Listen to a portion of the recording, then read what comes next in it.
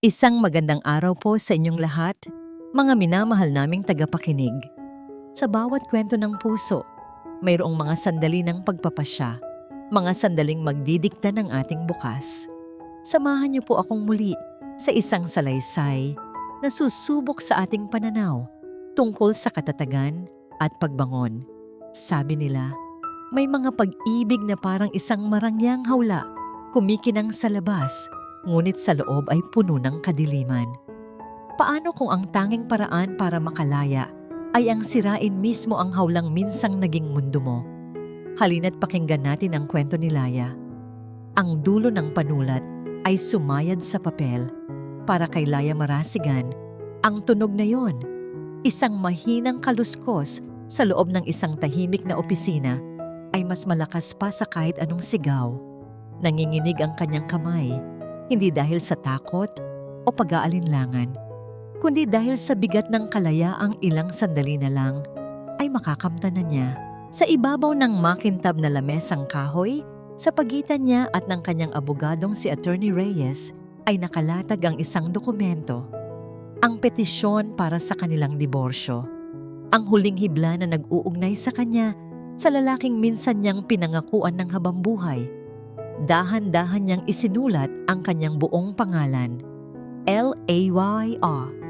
Bawat letra ay isang pako na ibinabaon niya sa kabaong ng kanilang pagsasama, M-A-R-A-S-I-G-A-N. Ang apelyido ng kanyang pagkababae, ang pangalang matagal na niyang kinalimutan, ang pagkataong ibinaon niya sa ilalim ng anino ng kanyang asawa. Sa pag-angat niya ng ballpen, isang alaala ang mabilis na dumaan sa kanyang isip. Ang simbahan, ang puting bestida, ang mainit na kamay ni Castor na nakahawak sa kanya. Ang bulong nito sa kanyang tainga, habambuhay, mahal ko, ikaw lang. Ngunit ang habambuhay pala ay may hangganan, at ang init ng mga palad nito ay napalitan ng lamig ng pagwawalang bahala. Ang mga pangako ay naging kasinungalingan. Tapos na, mahinang sabi ni Laya, mas para sa sarili niya kaysa sa abogado. Isang malalim na hininga ang kanyang pinakawalan, at kasabay nito ay ang bigat na ilang taon na niyang pasan-pasan sa kanyang dibdib. Sa wakas, tumango lang si Attorney Reyes, isang tingin ng pag-unawa sa kanyang mga mata. I will file this immediately, Laya. Simula ngayon, ang lahat ay magsisimula ng gumulong. Sa kabilang dako ng lungsod ng Maharlika, ang salitang paggulong ay may ibang kahulugan. Para kay Castor Valderrama, ito ay ang paggulong ng mga mamahaling sasakyan sa sahig ng kanyang showroom, ang Valderrama Lux Motors. Humahalakhak siya, isang malakas at mayabang na tawa na umalingaw-ngaw sa buong lugar. Nakasabit sa braso niya ang isang babaeng tila porselana, ang kutis at apoy ang mga mata. Si Silakbo Montenegro. Isa nito, babe, sabi ni Silakbo. Itinuturo ang isang kulay pulang sports car gamit ang kanyang daliring may perpektong manicure. Bagay sa bago kong sapatos. Anything for you, my queen, sagot ni Castor, at hinalikan ito sa pisngi. Sapat na para makita ng lahat ng empleyado.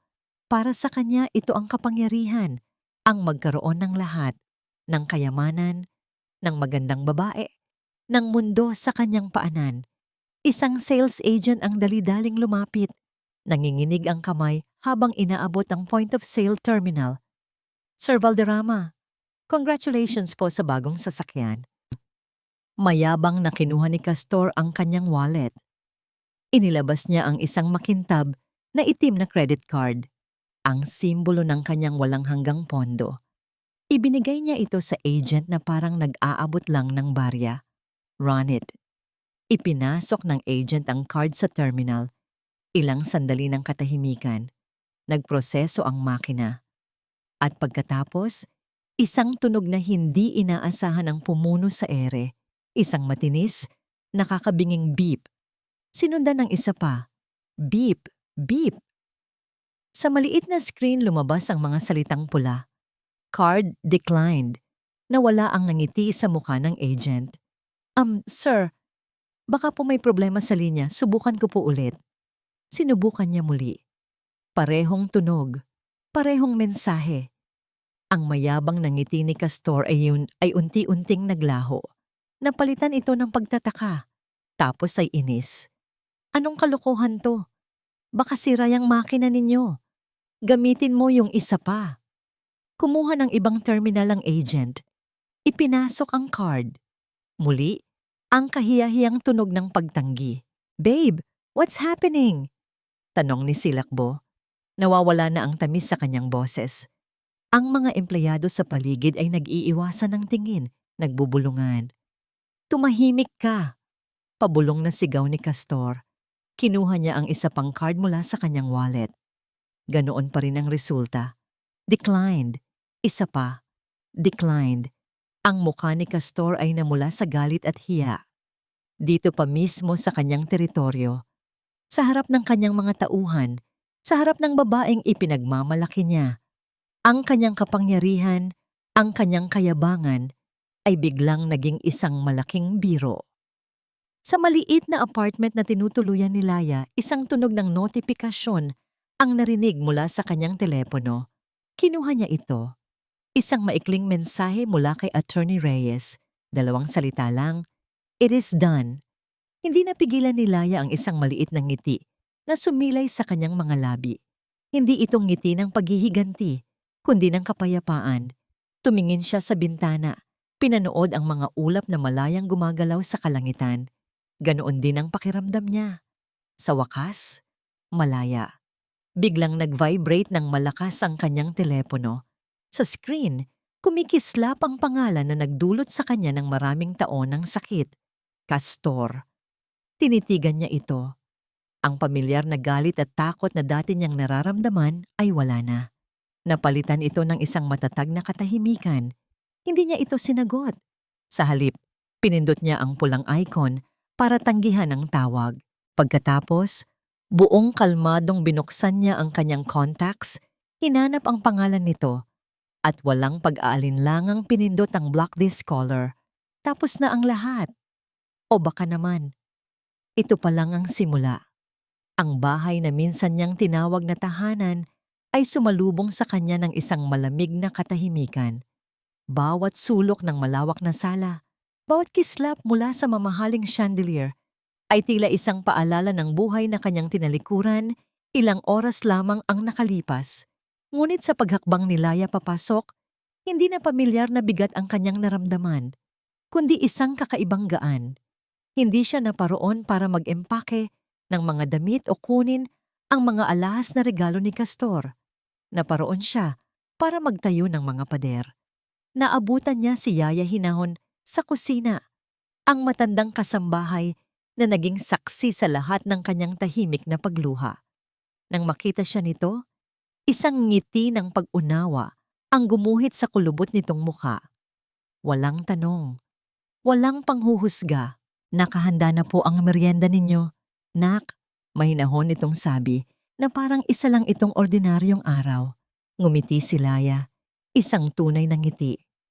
"Salamat po, Yaya, pero may kailangan po akong gawin muna." Lumapit siya at hinawakan ang magaspang na kamay ng matanda. "Salamat po sa lahat." Naiintindihan ni Yaya Hinahon ang kahulugan sa likod ng mga salitang iyon. Tumango ito at marahang pinisilang kamay ni Laya. "Matagal mo na dapat ginawa ito." Umakyat si Laya sa kanilang silid. Ang amoy ng mamahaling pabango ni Castor ay naroon pa rin, nakakapit sa hangin. Dati, ang amoy na yon ay nagpapakalma sa kanya. Ngayon, para itong laso na sumisiksik sa kanyang baga. Hindi niya binuksan ang cabinet para tingnan ang kanyang mga gamit. Sa halip, nilibot niya ng tingin ang kwarto, ang malaking kama, kung saan mas madalas siyang natutulog mag-isa, ang bintana, kung saan niya pinapanood ang paglubog ng araw habang naghihintay, ang litrato nila noong kasal na nakapatong sa side table. Kinuha niya ang litrato.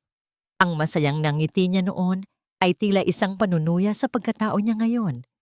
Dahan-dahan, ibinaba niya ito sa mesa, nakaharap sa pader.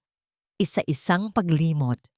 Pagbaba niya, naroon na ang 2 locksmith na kanyang tinawagan. Palitan niyo po lahat ng lock. Utos niya. Ang boses ay matatag at walang bahid ng pag-aalinlangan. Ang gate, ang main door, ang pinto sa kusina. Lahat. Nagsimulang kumilos ang mga lalaki. Ang tunog ng kanilang mga gamit, ang pag-aalis sa lumang mekanismo, ay musika sa pandinig ni Laya. Bawat tornilyong natatanggal ay parang isang tanikala na napuputol.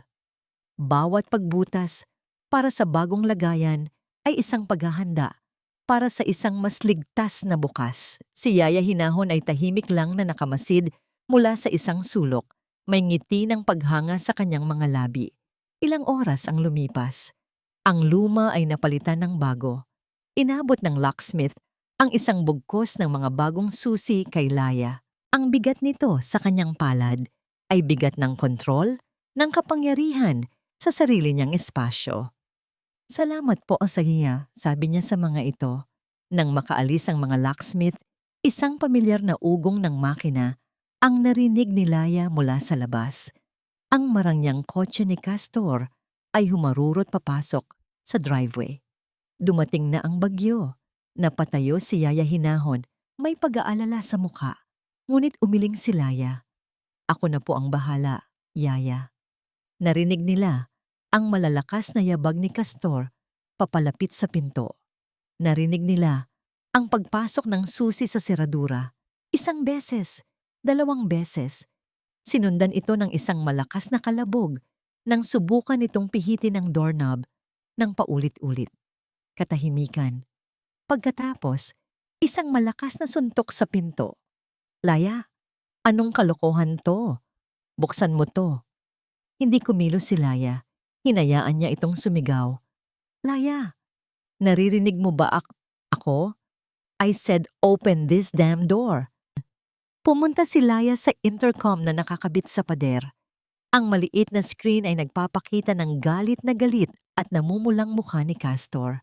Huminga siya ng malalim bago pinindot ang talk button. Hindi mo na kailangan ng susi, Castor. Sabi niya. Ang kanyang boses ay kalmado at malinaw. Walang bakas ng panginginig na dati laging naroon kapag nagagalit ito. Dahil hindi mo na ito bahay. Natigilan si Castor. Ang galit sa mukha niya ay napalitan ng hindi makapaniwalang pagtingin. Ano? Anong sinasabi mo? Nababaliw ka na ba? Hindi, Castor. Sa katunayan, ito ang unang beses sa maraming taon na naging ganito ako, katinuan. Ang mga gamit mo ipapadala ko na lang sa kung saan mo gusto. Umalis ka na. Hindi ako aalis. Bahay ko to. Pag-aari ko ang lahat ng ito.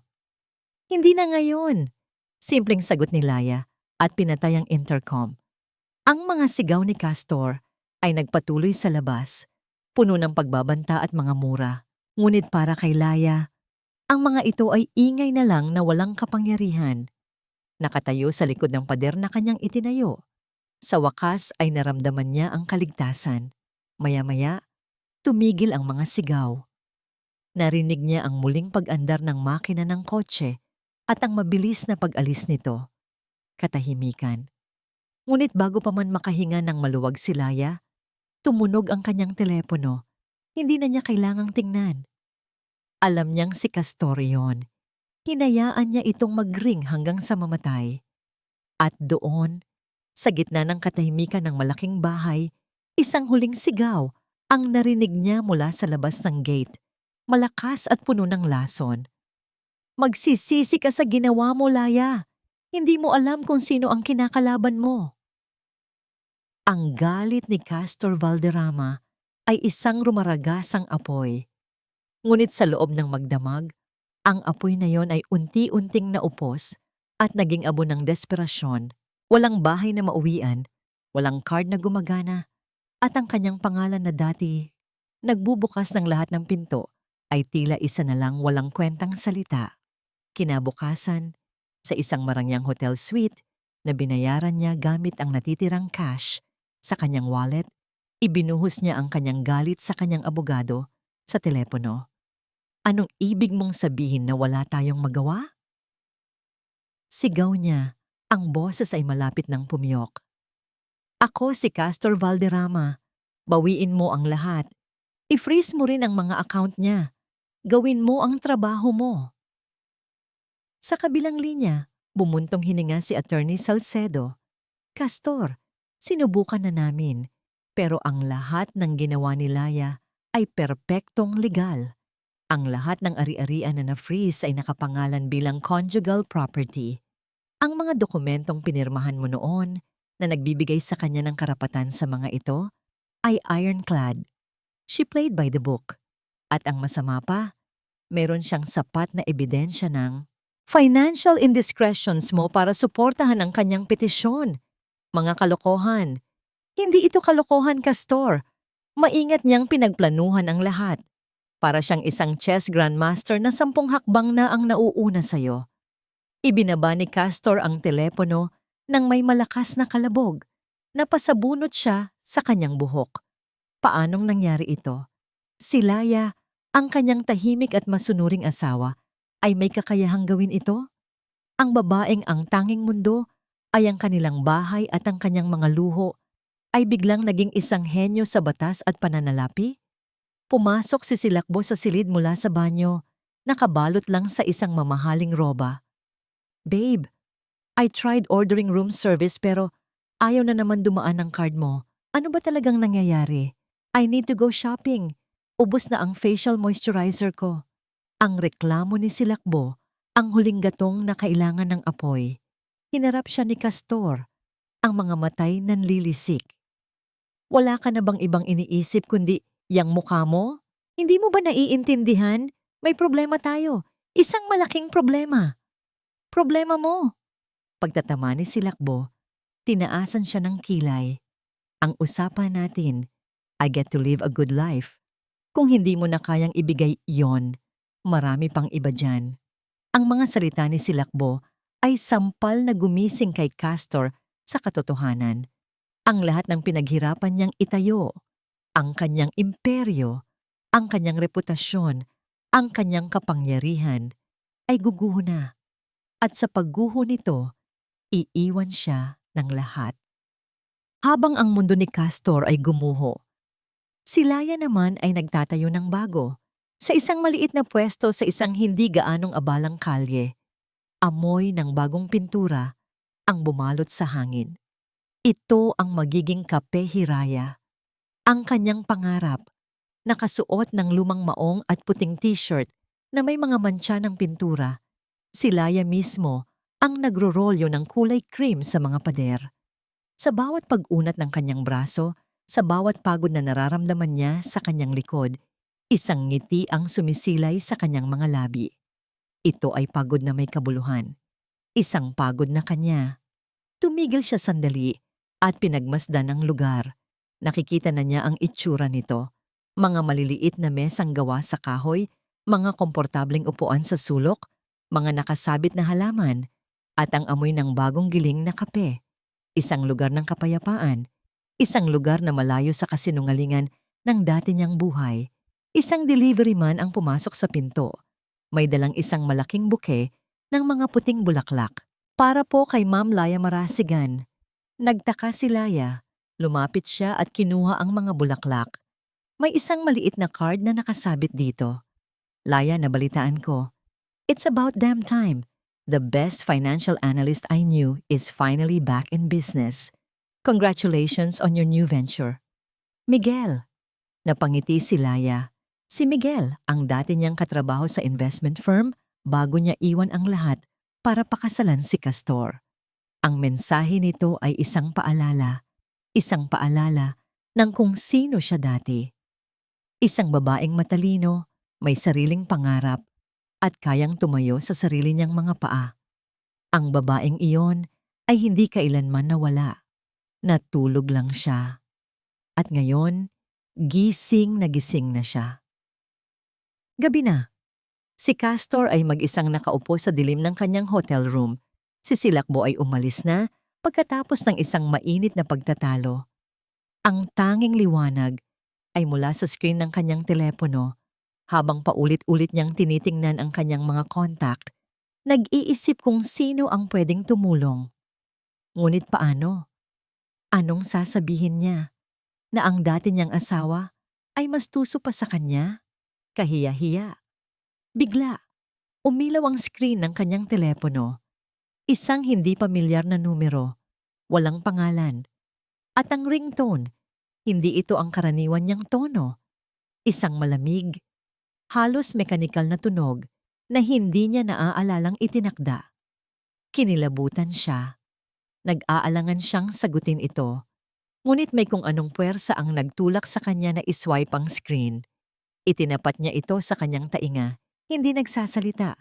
Katahimikan sa kabilang linya.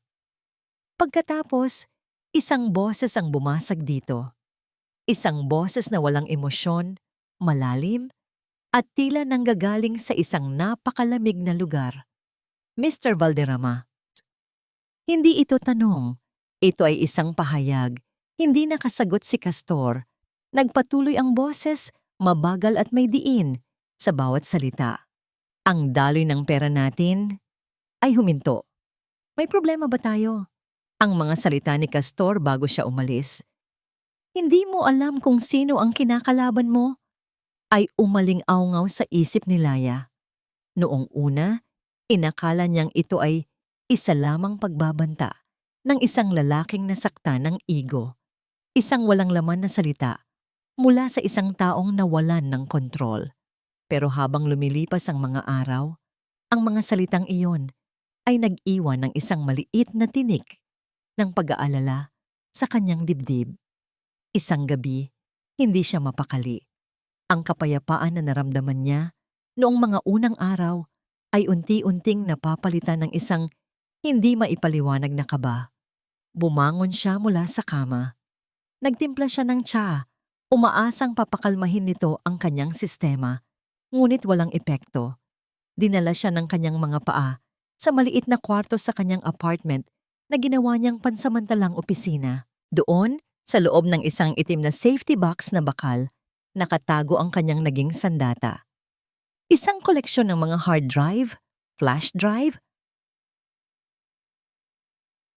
at ilang folder ng mga nakaprint na dokumento. Ito ang bunga ng mahigit isang taon niyang tahimik na pag-iipon ng ebidensya. Noong una, ang layunin lang niya ay simple. Mangalap ng sapat na patunay ng pandaraya ni Castor para masigurong magiging paborable sa kanya ang kalalabasan ng diborsyo. Ngunit habang lumalalim ang kanyang imbestigasyon noon, napansin niyang may mga bagay na hindi magkakaugma.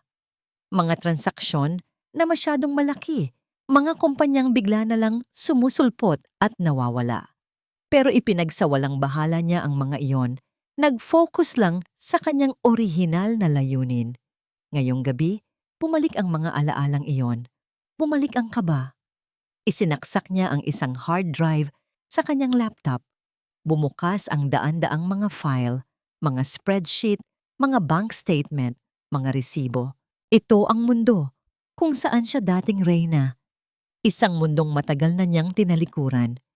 Dati, ang pagtingin sa mga numero at ledger ay nagbibigay sa kanya ng isang uri ng kapanatagan.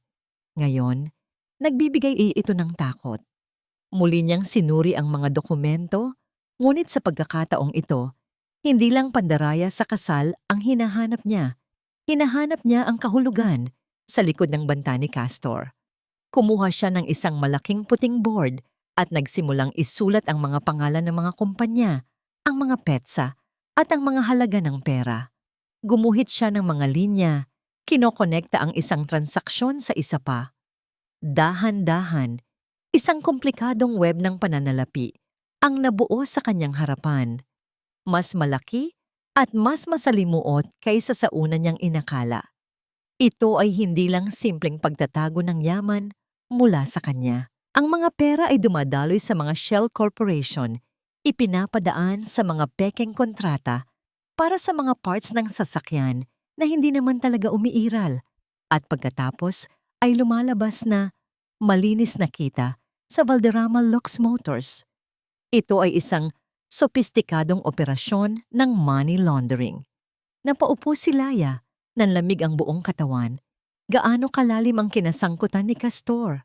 Patuloy siyang naghalungkat. May isang pangalan ng kumpanya na paulit-ulit na lumalabas, isang holding company na nakabase sa ibang bansa, Ocasio Holdings. Nang isearch niya ang pangalan online, halos walang impormasyong lumabas, isang multo. Ngunit nang isama niya ito sa mga search term na Philippine business at criminal case, isang lumang artikulo mula sa isang news archive ang lumitaw. Ang Ocasio Holdings ay minsang naugnay sa isang malaking kaso ng sindikato. Ilang taon na ang nakalipas. Ngunit hindi napatunayan dahil sa kakulangan ng ebidensya. Ang pangalan ng di umano'y pinuno ng sindikatong yon ay binanggit sa artikulo. Isang kilabot ang gumapang sa likod ni Laya. Bigla, ang pag-freeze niya sa mga account ni Castor ay hindi na lang isang legal na hakbang sa isang diborsyo. Kung ang pera ng sindikato ay kasamang naipit sa ginawa niya, napahawak siya sa kanyang bibig. Hindi, bulong niya sa sarili. Hindi maaari. Sa gitna ng kanyang pag-scroll sa mga file, isang folder na may kakaibang pangalan ang nakaagaw ng kanyang pansin. Insurance. Binuksan niya ito, umaasang mga dokumento lang ng sasakyan o ari-arian ng laman. Ngunit ang laman nito ay mga litrato. Mga litrato ni Castor kasama ang iba't ibang tao sa mga mamahaling restaurant at mga private club. At sa isa sa mga litratong yon, nakita niya ito. Si Castor, nakangiti at nakikipagkamay sa isang lalaking may peklat sa kilay. Ang lalaking iyon. Siya ang lalaking tinukoy sa news article bilang ang pinuno ng sindikato. Nabitawan ni Laya ang kanyang mouse. Ang screen ng laptop ay nagiilaw sa kanyang namumutlang mukha, sa kanyang mga matang nanlalaki sa takot. Ang paghihiganti niya ay hindi lang palalaban sa isang taksil na asawa. Ang kalabang tinutukoy ni Castor ay hindi lang siya. Hindi niya sinasadyang kalabanin ang buong pugad ng mga ahas. At sa pag-freeze niya ng mga ari-arian, para niya na ring tinapakan ng ulo ng pinakamakamandag sa mga ito. Habang si Laya ay nilalamon ng takot sa kanyang natuklasan, si Silakbo Montenegro naman ay nilalamon ng pagkainip. Ang buhay na ipinangako sa kanya, ang mga walang katapusang shopping trip, ang mga mamahaling hapunan, ang pagpapasikat sa social media, ay biglang naglaho na parang bula. At ang lalaking pinagmumulan ng lahat ng yon, si Castor, ay wala nang maibigay kundi mga dahilan at sakit ng ulo. Kung hindi niya makukuha ang gusto niya sa isang paraan, gagawa siya ng iba. At sa mundong ginagalawan ni Silakbo, ang kapangyarihan ay nasa bilang ng followers at sa lakas ng ingay na kaya mong gawin online. Isang gabi, sa loob ng hotel room na tila nagiging kulungan na niya, binuksan ni Silakbo ang kanyang telepono at nagsimulang mag-live stream. Hi everyone! Simula niya ang kanyang boses ay malambing ngunit basag na parang pinipigilan ng pag-iyak. Nakasuot siya ng simpleng puting bestida, minimal ang makeup, at ang kanyang buhok ay bahagyang magulo, isang itsurang maingat na pinagplanuhan para magmukhang kaawa-awa. I don't know how to start this, pero kailangan ko lang ilabas to kasi sobrang sakit na. Libo-libong viewers ang agad na pumasok. Ang comment section ay napuno ng mga tanong at mga pusong emoji. Marami sa inyo ang nakakakilala sa akin bilang yung kababata ni Castor Valderrama. Pagpapatuloy niya, binibigyan diin ang salitang kababata na may bahid ng pait. Pero ang totoo, we were more than that. We loved each other. Pero dahil sa mga pangarap niya, dahil sa business, he had to marry someone else. Si Laya. Huminto siya. Pinunasan ng isang pekeng luha. I accepted it. Kasi mahal ko siya. Hinayaan ko siyang maging masaya. Pero ang asawa niya, she never accepted me. She was always cruel, always looking at me with hatred. And now that Castor and I found our way back to each other, she's destroying him. She's destroying us. Isang perpektong script Bawat salita ay idinisenyo para makuha ang simpatya ng publiko. Ipininta niya si Laya bilang isang malupit at selosang asawa at ang sarili niya bilang isang sawing martir ng pag-ibig. Kinuha niya lahat. Hagulgol ni Silakbo. Lahat ng pinaghirapan ni Castor, pati ang pangarap niyang coffee shop na ako dapat ang magpapatakbo, inagaw niya. Yung Kape Hiraya, that was my dream. That was supposed to be mine. Ang kasinungalingan ay mabilis na kumalat na parang apoy. Sa loob lang ng ilang oras, ang pangalan ni Laya ay trending sa social media. Ang mga salitang gold digger, ahas, mangagaw, ay idinikit sa kanyang pagkatao. Ang page ng Kape Hiraya ay binahan ng mga masasakit na komento at one-star reviews mula sa mga taong hindi pa man nakakatapak sa loob nito. Ang telepono ni Laya ay walang tigil sa pagtunog. Ang mga mensahe mula sa mga kaibigan at kamag-anak na nagtatanong kung totoo ang mga paratang ay sunod-sunod. Ang kanyang tahimik na mundo ay biglang ginawang isang sirko ng publiko. Sa loob ng Kape Hiraya, napansamantala niyang binuksan para lang sa mga empleyado. Ipinakita sa kanya ng isa sa kanyang mga barista ang live stream. Habang pinapanood ni Laya ang pag-arte ni Silakbo, isang pamilyar na galit ang nagsimulang kumulo sa kanyang dibdib. Ngunit ang galit na ito ay iba na. Hindi na ito ang tahimik na galit ng isang biktima. Ito ay ang malamig at matalas na galit ng isang taong hindi napapayag na yurakan. Ma'am Laya, anong gagawin natin? Nag-aalalang tanong ng barista. Hayaan niyo sila. Sagot ni Laya, ang kanyang boses ay kalmado. Pero ma'am, sinisira nila ang pangalan niyo, ang pangalan ng shop. Ang mga kasinungalingan ay parang usok, mabaho at nakakabulag sa simula, pero kusa ring nawawala sa hangin, sabi ni Laya.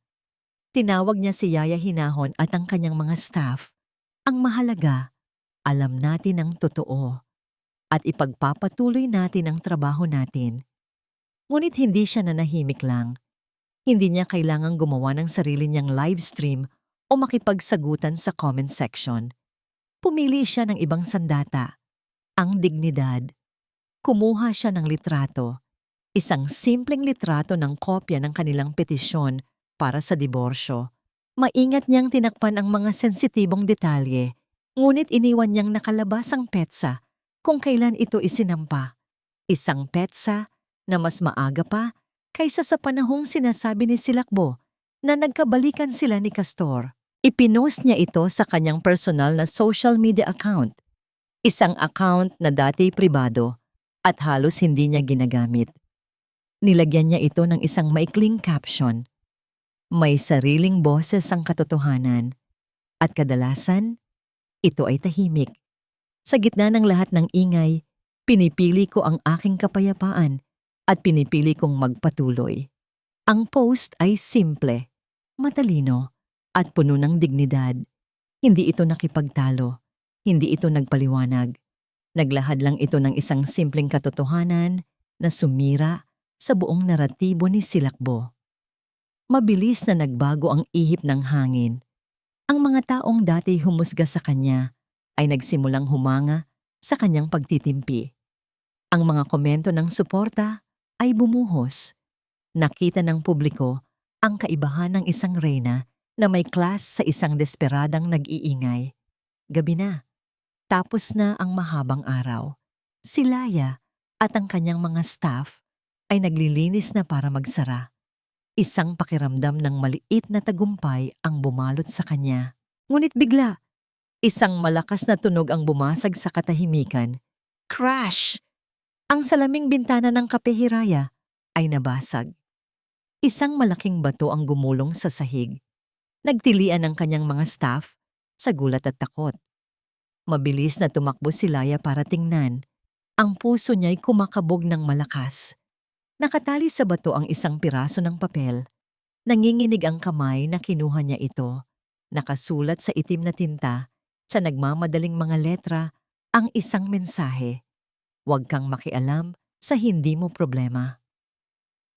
Ang mensaheng nakatali sa bato ay hindi na lang isang simpleng paninira mula kay Silakbo. Ang bigat ng mga salita, ang karahasan ng pagkilos, ito ay may tatak ng panganib na higit pa sa isang away babae. Ito ang kumpirmasyon sa kinatatakutan ni Laya sa loob ng kanyang madilim na opisina. Ang aninong nakita niya sa mga dokumento ay nagpapakita na ngayon. Tinawag nila ang mga pulis. Dumating sila, kumuha ng mga pahayag, at nangako ng investigasyon. Ngunit alam ni Laya sa kaibuturan ng kanyang puso na wala silang magagawa.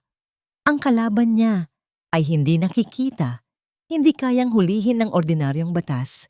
Kinabukasan, hindi na muna nagbukas ang kapihiraya.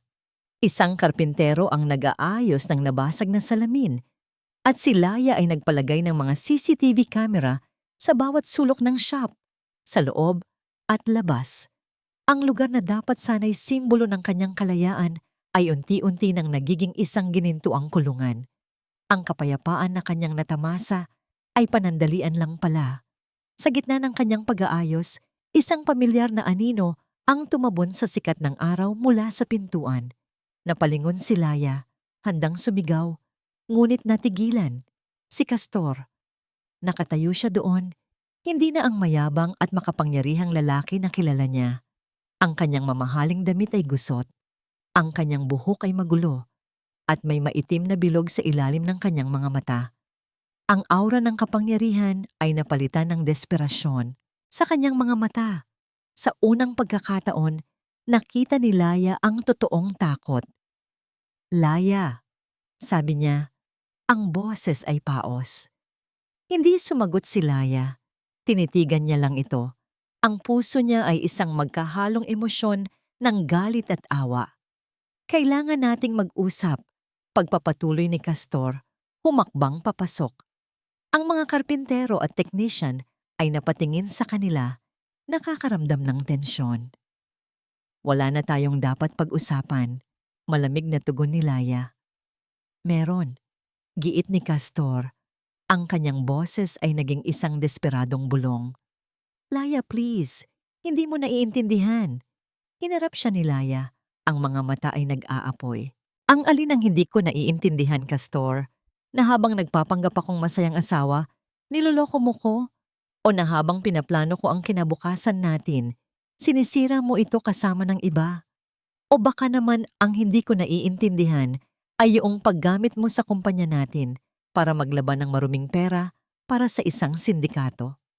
Ang huling mga salita ay tumama kay Castor na parang isang malakas na suntok. Ang kulay sa kanyang mukha ay nawala. Napalitan ito ng gulat at lalong matinding takot. Paano mo nalaman?" Isang mapait na ngiti ang gumuhit sa labi ni Laya. "Akala mo ba tanga ako, Castor?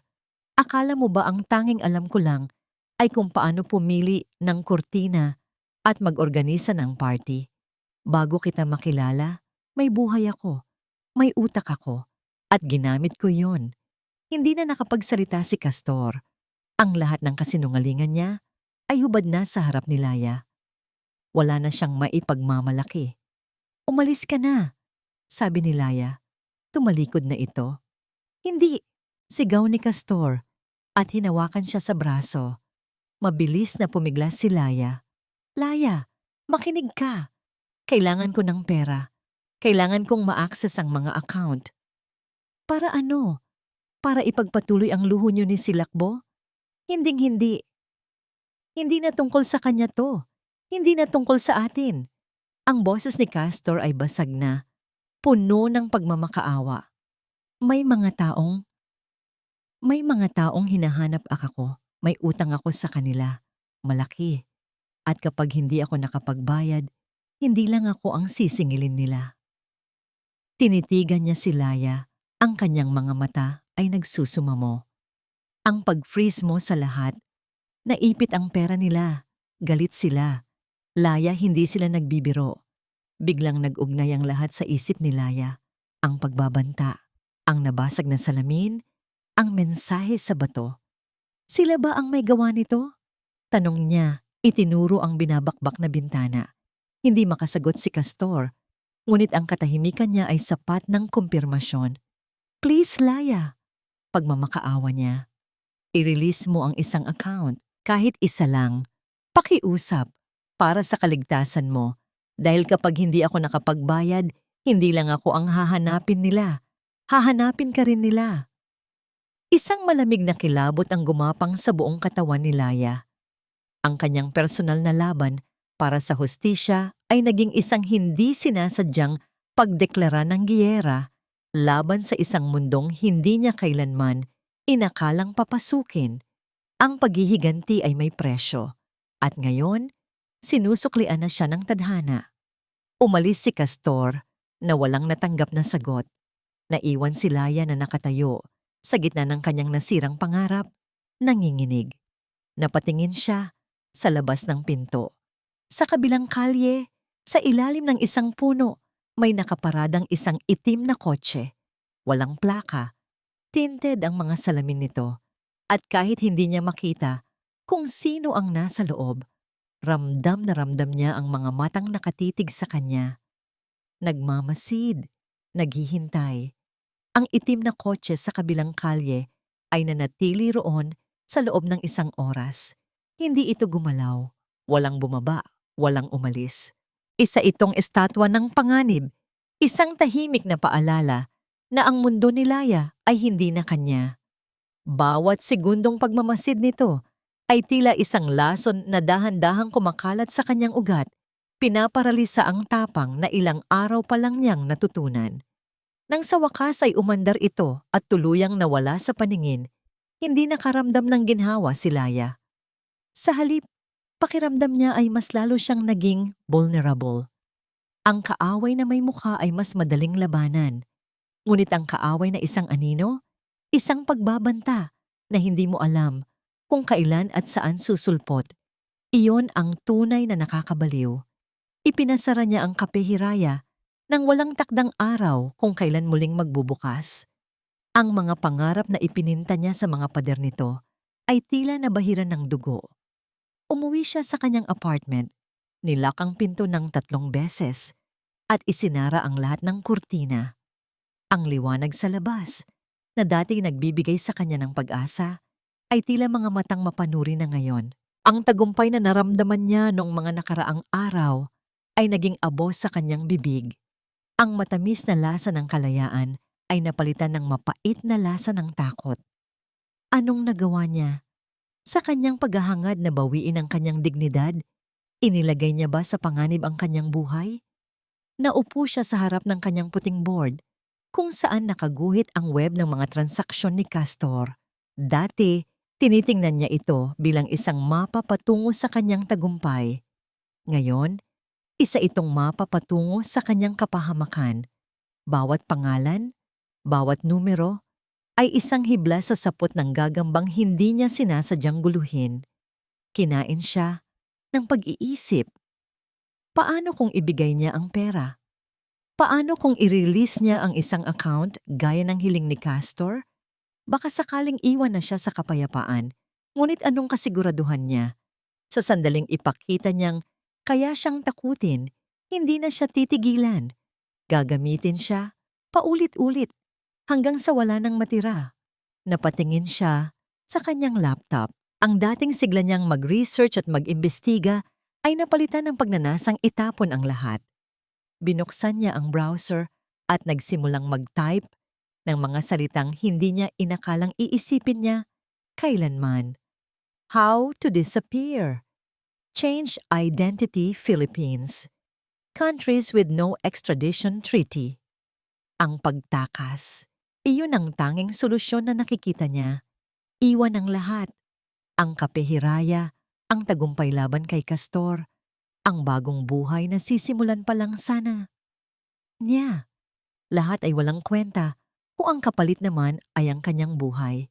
Dumating si Yaya Hinahon, dala ang paboritong pagkain ni Laya. Naabutan niya itong nakatulala sa harap ng laptop. Ang mukha ay blanko, ang mga mata ay walang buhay. Nakita ng matanda ang mga salitang nakasulat sa search bar. Anak, mahinang tawag ni Yaya Hinahon. Hindi lumingon si Laya. Yeah, mali po yata lahat ng ginawa ko, sabi niya. Ang boses ay mahina at nanginginig. Dapat po pala, dapat po pala tiniis ko na lang. Dapat nanahimik na lang ako. Sana po hindi ko na lang sinimulan to. Umupo ang matanda sa tabi niya. Hindi niya ito pinangaralan. Hinawakan niya lang ang kamay ni Laya. Tingnan niyo po ako. Pagpapatuloy ni Laya habang ang mga luha ay nagsimula nang mamuo sa kanyang mga mata. Nanalo nga ako sa korte pero natatalo ako sa buhay. Mag-isa lang ako at takot na takot ako. Ito ang pinakamababang punto ng kanyang buhay. Ang sandaling lahat ng lakas na kanyang inipon ay gumuho. Ang tagumpay ay naging isang sumpa. Ang kalayaan ay naging isang mas malaking kulungan. Nawalan siya ng pag-asa. Sana po hindi na lang ako lumaban, sabi ni Laya sa pagitan ng mga hikbi. Sana po nagpatuloy na lang ako sa pagiging sunod-sunuran. At least buhay pa sana ako ng mapayapa.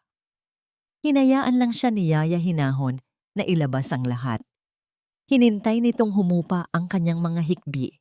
At nang ang tanging natira na lang ay ang katahimikan at ang bigat ng kawalan ng pag-asa, doon nagsalita ang matanda. Hinawakan nito ng mahigpit ang mga kamay ni Laya. Ang kanyang mga mata ay seryoso at puno ng isang karunungang hindi matututunan sa libro. Hindi, mariing sabi ni Yaya Hinahon. Mali ka, anak. Tumingin sa kanya si Laya, ang mga matay na mamaga. Ang buhay na mapayapa sa ilalim ng takot ay hindi kapayapaan. Pagkabilanggo yun, sabi ng matanda. Ang boses ay matatag. Ang babaeng nakikita ko ngayon ay hindi ang Layang kilala ko. Ang babaeng sumusuko ay hindi ang babaeng nagplano ng 1 taon para labanan ang isang higante. Huminga ng malalim si Yaya Hinahon at tinitigan si Laya ng diretso sa mata. Oras na para ipakita mo sa kanila kung sino ka talaga bago mo pa siya nakilala. Ang mga salita ni Yaya Hinahon ay tumagos sa pader ng takot na itinayo ni Laya sa paligid ng kanyang puso. Para siyang binuhusan ng malamig na tubig. Sino ka talaga bago mo pa siya nakilala? Isang imahe ang nabuo sa kanyang isipan. Isang mas batang Laya, nakaupo sa isang corporate boardroom, matapang na ipinipresenta ang kanyang analysis sa harap ng mga matatandang executive. Isang babaeng hindi natatakot sa numero, sa panganib, sa hamon. Isang babaeng may talino at paninindigan. Saan napunta ang babaeng iyon? Nilibing niya. Itinago sa ilalim ng mga designer na damit at magagandang ngiti para lang mapanatili ang isang perpektong imahe ng kasal. Ngunit hindi ito namatay. Naghihintay lang ito. Pinunasan ni Laya ang kanyang mga luha. Isang bagong apoy ang nagsimulang mag-alab sa kanyang mga mata. Tinutupok ang natitirang abo ng pagdududa. Tama si Yaya Hinahon. Ang pagtakas ay isang uri rin ng pagkabilanggo. At sawang-sawa na siyang maging bilanggo. Tumingin siya sa kanyang laptop. Ang cursor ay kumukura pa rin sa search bar. Dahan-dahan, binura niya ang mga salitang how to disappear. Pinalitan niya ito. National Bureau of Investigation, Special Operations Division. Hindi na siya tatakbo, lalaban siya. Ngunit sa pagkakataong ito, hindi na lang ito laban para sa kanyang ari-arian. Ito ay laban para sa kanyang buhay at hindi na niya ito kayang gawin ng mag-isa. Kinabukasan, may tinawagan si Laya. Hindi si Attorney Reyes, ang kanyang abogado sa diborsyo. Tumawag siya sa isang pangalang matagal na niyang hindi nabibigkas. Miguel, sabi niya nang sagutin ang tawag. Laya, napatawag ka? Nakita ko ang post mo. I'm so proud of you. Kamusta ang kape, Hiraya? Masiglang bati ng lalaki sa kabilang linya. Miguel, kailangan ko ng tulong. Diretsong sabi ni Laya. Walang paligoy-ligoy. Pero hindi tungkol sa kape. Tungkol ito sa batas. At kailangan ko ng pinakamagaling. Naramdaman ni Miguel ang bigat sa boses ni Laya. Nawala ang pagiging masayahin nito. Anong nangyari? Nagkita sila sa isang maliit at hindi kilalang restaurant, malayo sa mga lugar na dati nilang pinupuntahan. Doon, sa isang tahimik na sulok, ikinuwento ni Laya ang lahat. Ang money laundering, ang sindikato, ang pagbabanta, ang itim na kotse. Si Miguel, na isa na ngayong partner sa isang malaking law firm, ay tahimik na nakinig. Ang bawat detalye na sinasabi ni Laya ay nagpatanggal sa ngiti sa kanyang mukha, napalitan ng seryosong pag-aalala. Nang matapos si Laya, napabuntong hininga si Miguel. Laya, this is big. This is dangerous. Ang kalaban mo dito ay hindi lang si Castor, buong organisasyon. Alam ko, sagot ni Laya, ang kanyang boses ay hindi nanginginig. Kaya kailangan ko ng tulong. Hindi ko sila kayang talunin sa dahas, pero kaya ko silang talunin sa utak. Nasa akin ang lahat ng ebidensya, Miguel. Ang bawat transaksyon, bawat pangalan, bawat petsa. Nasa akin ang mapa ng kanilang buong operasyon. Ipinakita niya kay Miguel ang kopya ng ilan sa mga pinakamahalagang dokumento na dala niya sa isang secured flash drive. Habang tinitingnan ni Miguel ang mga file, nanlalaki ang kanyang mga mata. This is incredible, bulong niya. This is more than enough to put them all away for a very long time. Laya, paano mo nakuha ang lahat ng ito? Sa loob ng maraming taon, inakala ni Castor na ang tanging ginagawa ko ay mag-shopping. Ang hindi niya alam, habang nag-aabang ako sa kanya gabi-gabi, inaaral ko ang bawat galaw niya. Sagot ni Laya. Ano ang plano mo? Tanong ni Miguel. Tumingin si Laya sa labas ng bintana. Ang kanyang mga mata ay matalas at puno ng determinasyon. Hindi sapat na itago ang ebidensya at ibigay sa NBI. Masyado silang makapangyarihan. Kailangan nating mahuli sila sa akto. At para magawa yon, kailangan nila ng pain. Laya, no. Pagtutol ni Miguel. Ako ang pain, Miguel. Pagpapatuloy ni Laya, hindi pinapansin ang pag-aalala sa mukha ng kaibigan. Nasa akin ang hinahanap nila, ang susi sa pera. Gagamitin ko yon para ilabas sila sa kanilang lungga. Pero kailangan kong masigurong kapag lumabas sila, may sasalubong na sa kanila. Nagkatinginan sila. Isang plano ang dahan-dahang nabubuo sa kanilang isipan. Isang plano na mapanganib, puno ng butas, ngunit ito na lang ang kanilang huling baraha. Bumalik si Laya sa kanyang apartment na may bagong lakas. Ang takot ay naroon pa rin, ngunit hindi na siya nito kontrolado. Ngayon, ang takot ang kanyang gagamiting gasolina. Kinuha niya ang kanyang telepono, binuksan ang isang bagong mensahe. Ang kanyang mga daliri ay hindi na nanginginig habang nagtatype siya. Ipinadala niya ito sa numerong pinakaayaw niya sa lahat. Sa numero ni Castor. Magkita tayo. Pag-usapan natin ang pag-transfer ng pera. Pinindot niya ang send. Ang maliit na tunog ng pagpapadala ng mensahe ay tila isang putok ng baril na nagsisimula ng isang karera. Isang karera kung saan ang dulo ay maaaring tagumpay o kamatayan. Tinitigan niya ang screen, naghihintay sa sagot. Alam niyang hindi na ito magtatagal. Alam niyang kakagatin nito ang pain. Hindi na siya makakaatras. Hindi pa lumilipas ang 5 minuto. Tumunog ang telepono ni Laya. Gaya ng inaasahan si Castor. Para kay Castor, ang mensahe ni Laya ay sinag ng araw sa gitna ng isang napakadilim na bagyo. Ito na ang katapusan ng kanyang mga problema. Sa wakas, sumuko na ang dati niyang asawa. Sa wakas, matatahimik na ang mga aninong humahabol sa kanya. Saan? Kailan? Bungad niya agad. Walang paligoy-ligoy. Ang boses ay puno ng pananabik at hindi maitagong ginhawa. Hindi sa telepono, sagot ni Laya. Ang kanyang boses ay sinadya niyang gawing mahina at tila natatakot. Alam mong may mga nakikinig. Mag-text ako ng lugar at oras. Pumunta ka ng mag-isa. Teka, Laya. Ibinaba na niya ang telepono bago pa man makatutol si Castor. Bawat galaw, bawat salita ay bahagi na ng plano. Agad na tinawagan ni Castor ang numero na nagdulot sa kanya ng maraming gabing walang tulog. "May balita ako," sabi niya sa malamig na boses sa kabilang linya. "Ang asawa ko, makikipag-usap na. Ibabalik na niya ang pera." Isang sandali ng katahimikan. "Magaling," sagot ng boses. Saan at kailan? Hindi pa niya sinasabi, pero tiniyak kong mag-isa lang siyang pupunta. Isang kasinungalingan, ngunit kailangan niyang ipakita na siya pa rin ang may kontrol. "Hindi," mariing sabi ng boses. "Sasama kami sa'yo. Hindi na kami magtitiwala sa mga salita lang. Siguraduhin mong nandoon ang pera." Ibinaba ng boses ang tawag. Napalunok si Castor. Ang sinag ng araw na kanyang nakita ay biglang nilamnan ng madidilim na ulap. Hindi ito ang inaasahan niya. Ngunit wala na siyang magagawa.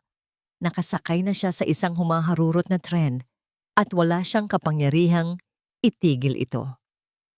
Sa isang ligtas na bahay na inayos ni Miguel, abala si Laya at ang isang maliit na grupo ng mga NBI agent. Ang buong plano ay nakalatag na sa isang mesa. Ang lugar ay isang abandonadong bodega sa may pantalan. Paliwanag ni Laya sa hepe ng team. Malayo sa mga tao. Perpekto para sa isang transaksyon na gusto nilang itago. "Masyadong delikado, ma'am," sabi ng agent. "Once you're inside, you're on your own." "Alam ko," sagot ni Laya. "Pero ito lang ang paraan para lumabas sila. Dadalhin ko ang laptop, ipapakita kong handa na akong i-transfer ang pera. Kailangan ko lang ng sapat na oras para makuha ang kanilang pag-amin, para ma-record ang boses nila. The rest is up to you." Inabot sa kanya ng isang technician ang isang maliit na butones.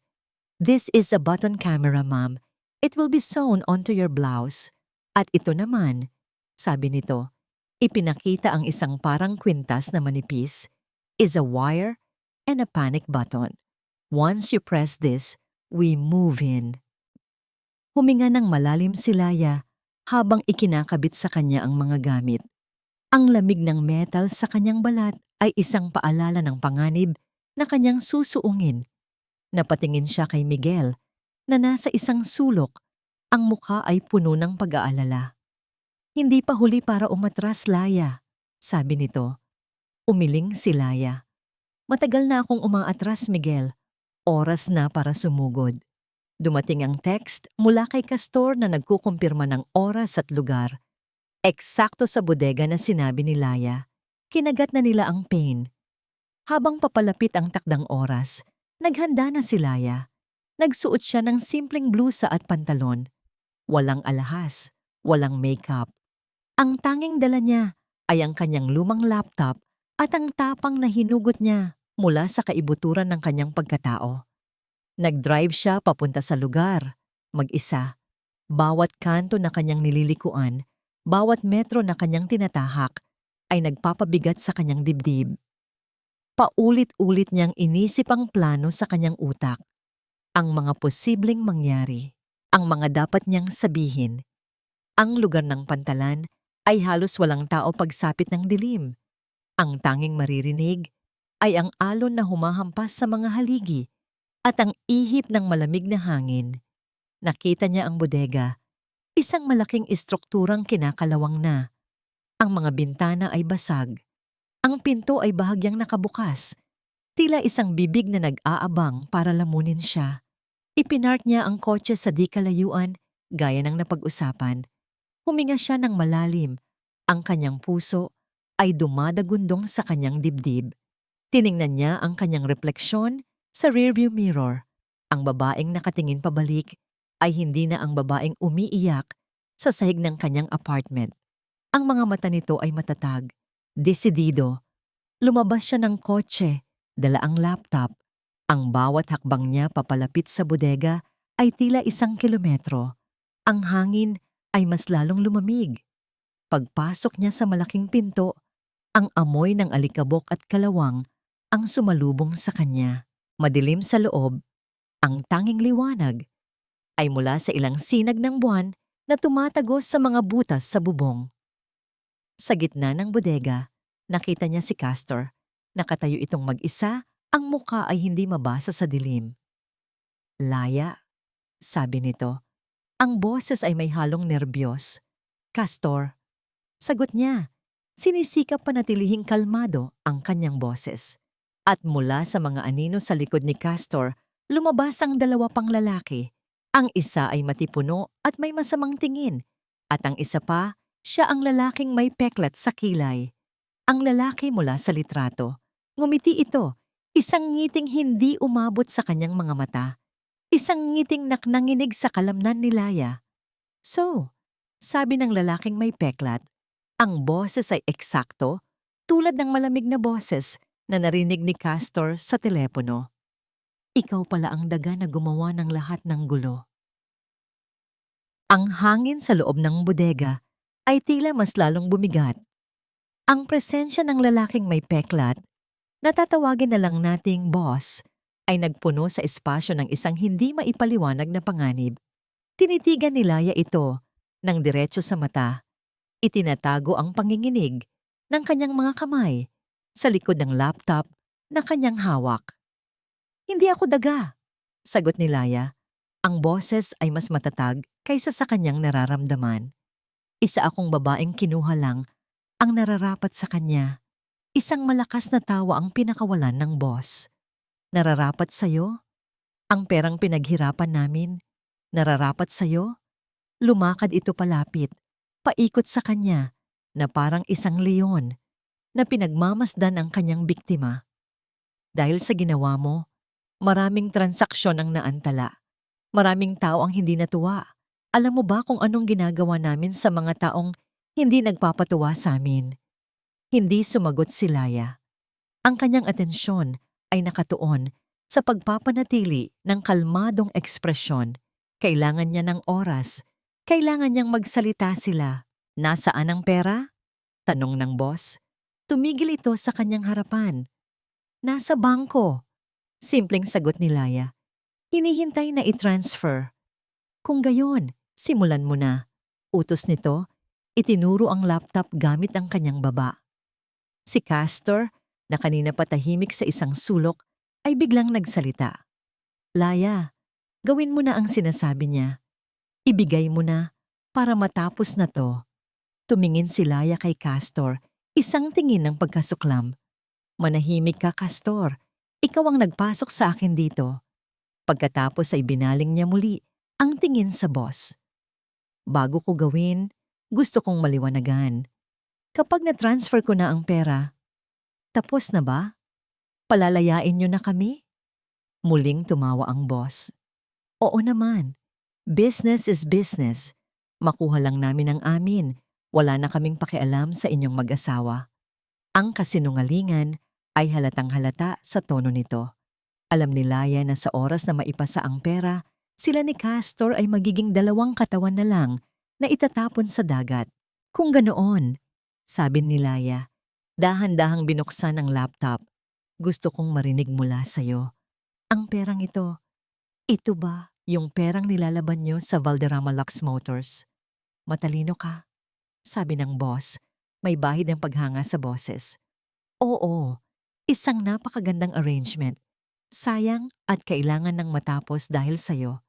At si Castor, alam niya ang lahat? Na ang kumpanyang binuo namin ay ginagamit para sa mga iligal na gawain niyo? Pagpapatuloy ni Laya, bawat tanong ay isang pay-in para sa recording. Biglang nag-iba ang timpla ni Castor. Laya, anong ginagawa mo? Tumigil ka na. Manahimik ka. Sigaw ng boss kay Castor bago muling hinarap si Laya. Oo, alam niya lahat. Sa katunayan, siya pa nga ang nag-alok sa amin ng kanyang serbisyo. Malaki ang ambisyon ng asawa mo, Mrs. Masyadong malaki para sa kanyang kakayahan. Laya, pakiusap. Pagmamakaawa ni Castor, ang muka ay puno na ng pawis. Huwag mo nang ituloy ito. Ngunit huli na ang lahat. Nakuha na ni Laya ang kailangan niya. Ang pag-amin. Salamat, sabi ni Laya, at dahan-dahang isinara ang laptop. Napakunot ang noo ng boss. Anong ibig mong sabihin? Hindi mo ita-transfer? Hindi na kailangan, sagot ni Laya.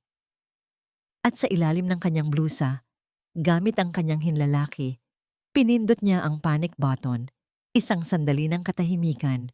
Pagkatapos, ang buong bodega ay biglang nagliwanag. Ang mga malalakas na sirena ay umalingaw-ngaw sa labas, sinabayan ng sigaw mula sa mga megaphone. NBI, sumuko na kayo. Napapaligiran na namin ang lugar. Ang pinto ng bodega ay bumukas ng malakas.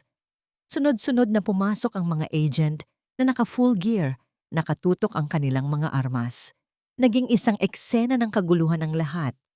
Ang boss at ang kanyang tauhan ay nagtangkang tumakbo, ngunit wala silang mapuntahan.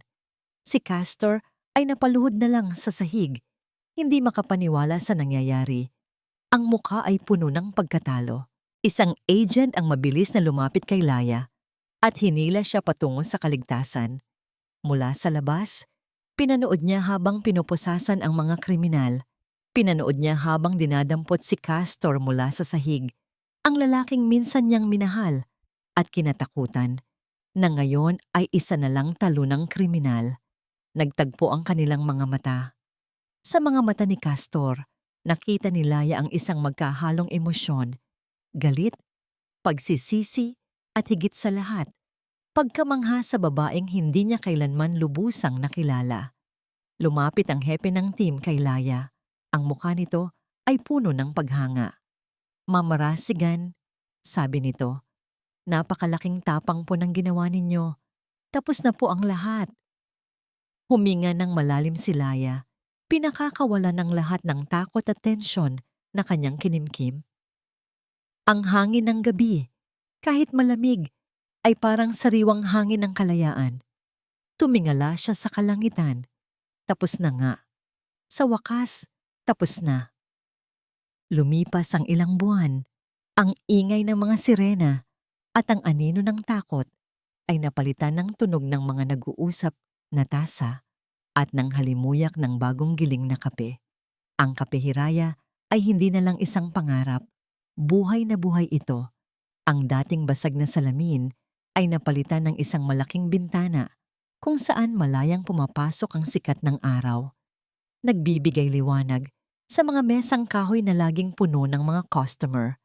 Ang hangin ay puno ng masayang kwentuhan, mahinang pagtawa, at ang aroma na para kay Laya ay amoy ng katapangan at bagong simula. Nakangiting nagpupunas ng counter si Laya, tinatanaw ang kanyang munting paraiso. Bawat sulok nito ay testimonya ng kanyang pinagdaanan.